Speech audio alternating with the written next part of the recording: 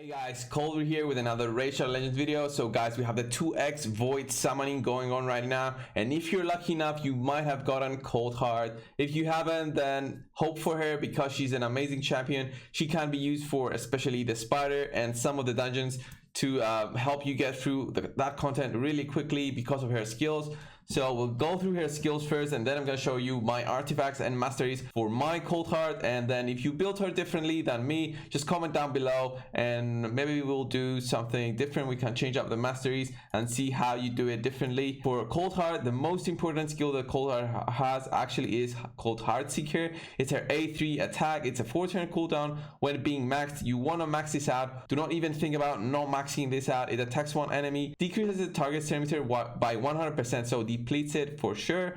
100% chance to deplete it, an extra 30% chance of inflicting a critical hit. So you build Coldheart at 70% critical hit. Just because of this, you don't need that other 30% extra because of this extra chance that she gets. So build her at 70%. This is enough for Heart Seeker. And then Art of Pain, this is a great A2 for her. Attacks all enemies, 30% chance of placing a 50% decrease accuracy debuff for 1 turn.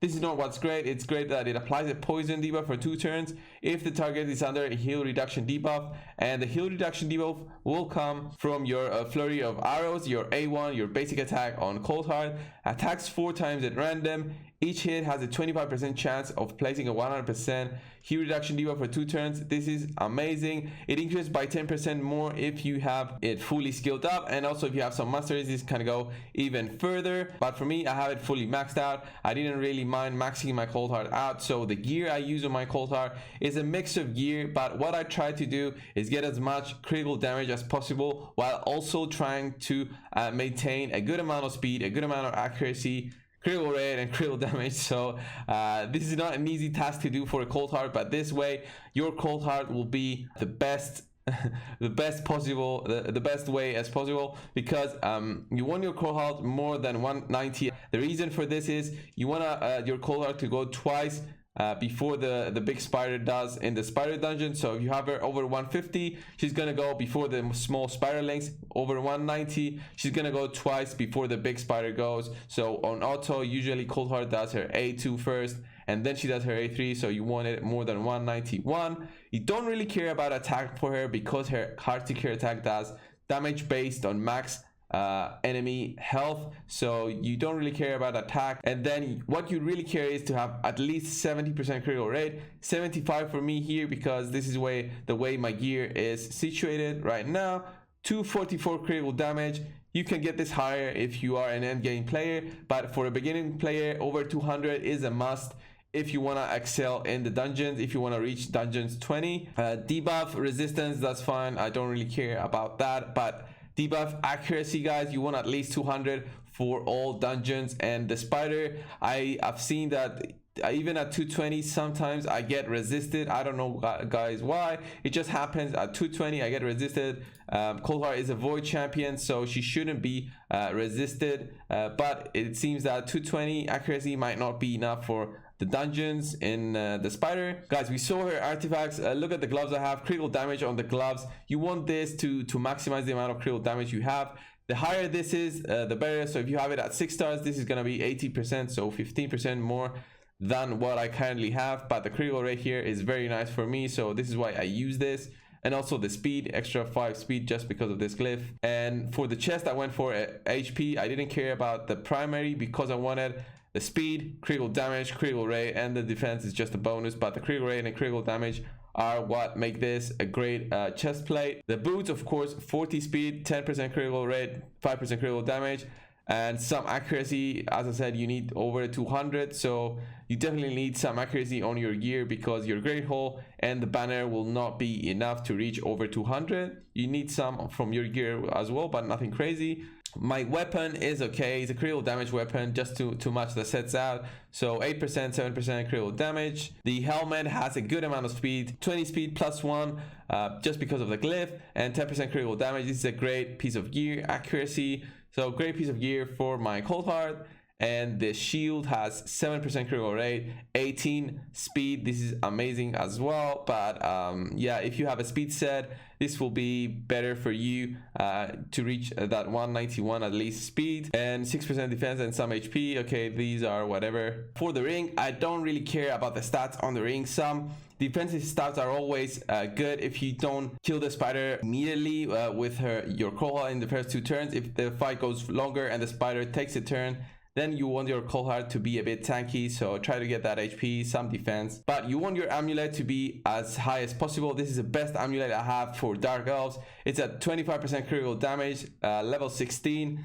You want that 6-star to get 40% critical damage. So if I get 6-star gloves, critical damage, and an amulet, I'm gonna get another 30% critical damage just because of 2 items, guys. Think about that. 6-star items are the best in the game, of course, right now. 6-star legendary items. And of course, the banner, you want a 6-star banner. This is a very lucky drop for me. It had speed. It didn't roll for speed because this was the 4th upgrade. It rolled after level 12, but it does have some attack percentage, although the attack percentage is not important for Coldheart, as I said before. What is important about this banner is the accuracy and the speed. The speed helps me reach that 191. So let's go through her masteries very quickly. My Coldheart's masteries, as you can see, is offense and support. I didn't go for the final part of the support tree. I could go for sniper in the support tree. I went for, of course, as you can see, get that accuracy, as much accuracy as possible in order to land that A3 on Coldheart, deplete that spider's turn meter.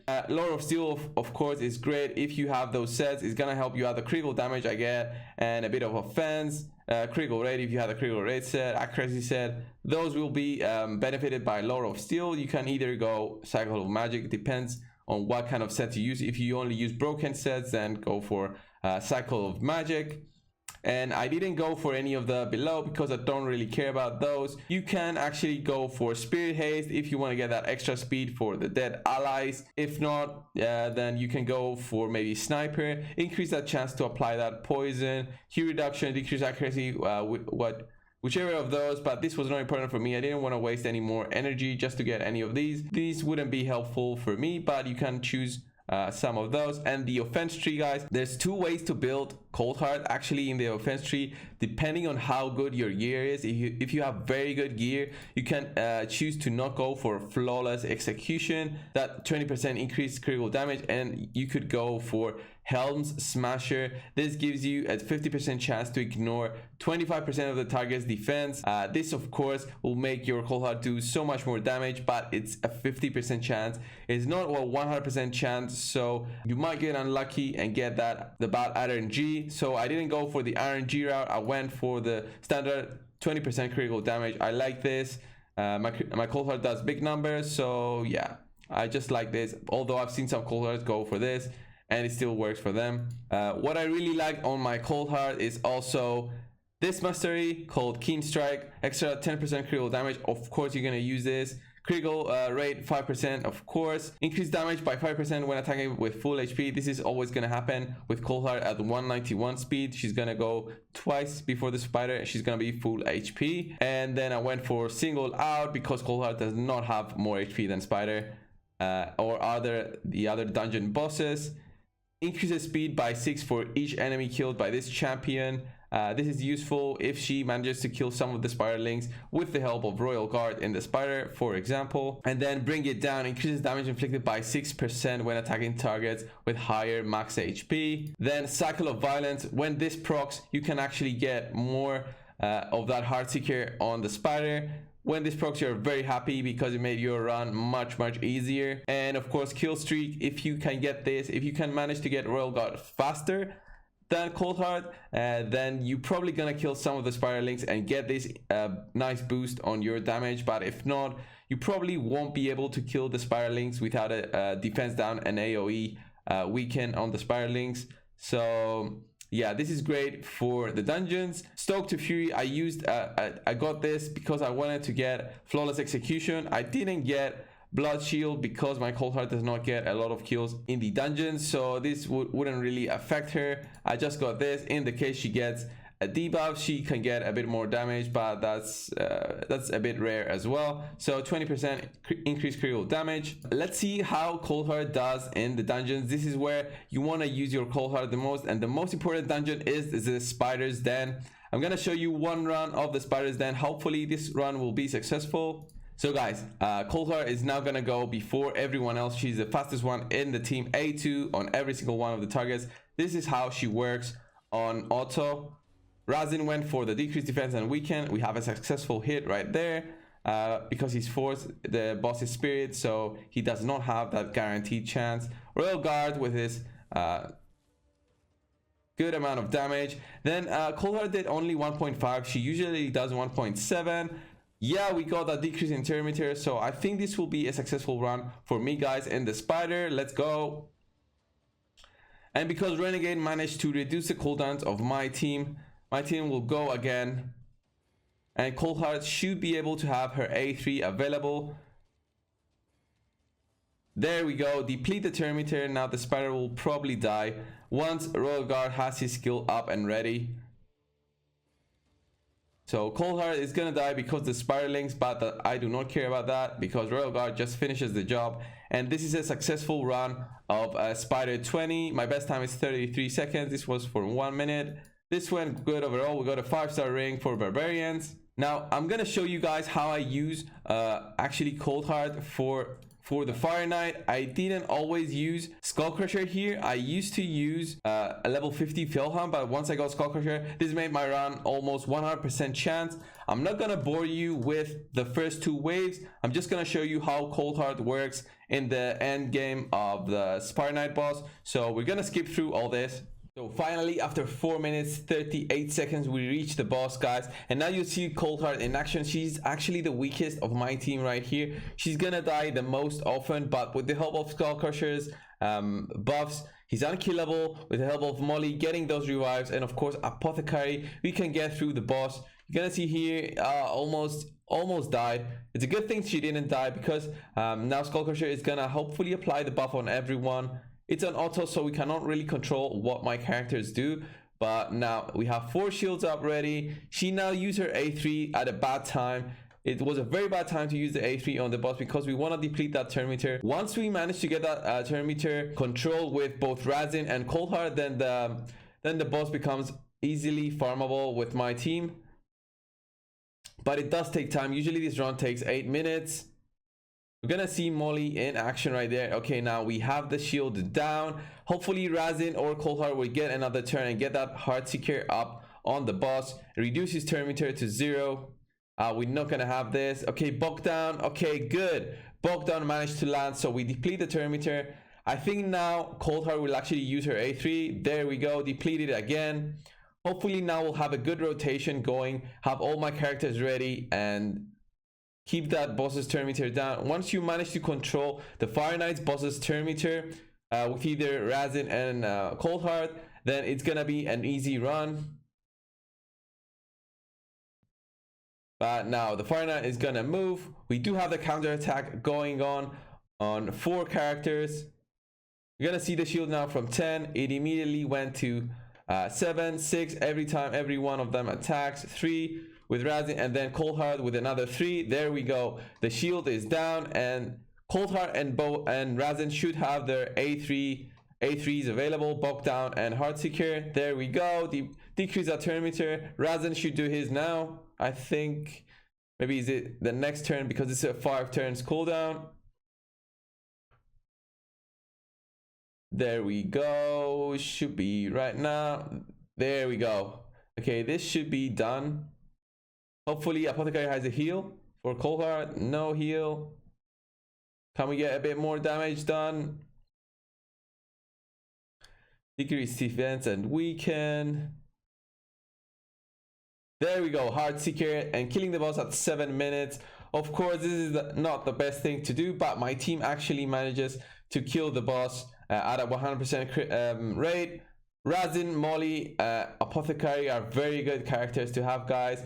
Molly was a fusion for October, so those players who had it then will probably have it. Razin, of course, is standard fusion for everyone. Coldheart, 2.3 million damage. Look at that, guys, and the reward is a shield set. HP flat, that's good. And the last part I want to show you guys how Coldheart works is that actually Coldheart can be used to farm the campaign if you don't have anything. So if you build her out, you shouldn't really worry about having a campaign farmer because she can do it. She does not do as good of a job as Saurus. If you haven't seen my Saurus video, it's great. He farms it at 6 seconds flat almost every single time. Almost. If he gets a good proc, then it's 6 seconds. Coldheart at 15 seconds. She'll definitely not do it as fast as Razin, as fast as Saurus, sorry guys, but she will definitely do it under 30 seconds, hopefully.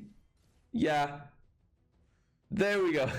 So not bad. In the case you want someone to clear your campaign and you don't have anything better, then use Coldheart. But yeah, even having your starter kill or Aethel, they'll do it at 25 seconds with a bit of good gear. So guys, this was my guide for my Coldheart. Look at my Coldheart over here. She's so pretty. I was so happy to get her. She's definitely not in the rare category in my opinion. She's like an epic, at least for me, or a legendary with that kind of skill, but at least an epic for sure. So guys, if you like this video, leave a like down below. Comment on how you build her differently, because you probably build her differently than me. Maybe the gear is much different than me. Maybe you use Helm Smasher Mastery instead.